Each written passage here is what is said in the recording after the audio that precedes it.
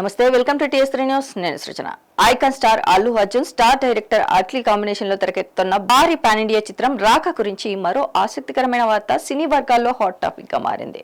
ఈ mega project లో నటించే అవకాశాన్ని ఓ యువ హీరోయిన్ మిస్ చేసుకుందనే వార్త ఇప్పుడు సోషల్ మీడియాలో వైరల్ అవుతుంది.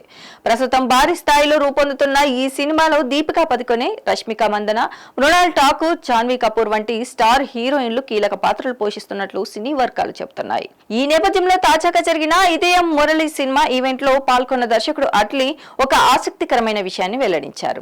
బ్లాస్ట్ సినిమాతో గుర్తింపు తెచ్చుకున్న నటి ప్రీతి ముకుందన్ కు రాకాలోని ఒక కీలక పాత్ర కోసం తానే స్వయంగా సంప్రదించానని అట్లీ చెప్పారు. ఆమె నటన, యాక్షన్ సన్నివేశాలు తనను బాగా ఆకట్టుకోవడంతో ఈ అవకాశం ఇచ్చానని చెప్పారు.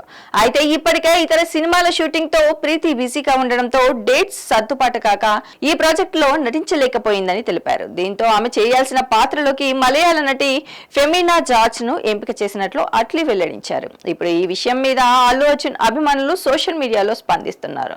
ప్రీతి ముకుందన్ ఈ అవకాశాన్ని కోల్పోవడం దురదృష్టకరమని, ఆమె కూడా ఈ ప్రాజెక్టులో భాగమై ఉంటే సినిమా మరింత ప్రత్యేకంగా ఉండేదని కామెంట్లు చేస్తున్నారు. ఇక ప్రీతి ముకుందన్ విషయానికి వస్తే బ్లాస్ట్ సినిమా తర్వాత వరుస అవకాశాలతో ఆమె కెరీర్ వేగంగా ముందుకు సాగుతుంది. ఈసారి రాక అవకాశం చేజారిన భవిష్యత్తులో అల్లు అర్జున్ తో కలిసి నటించే అవకాశం వస్తుందేమో చూడాలి మరి.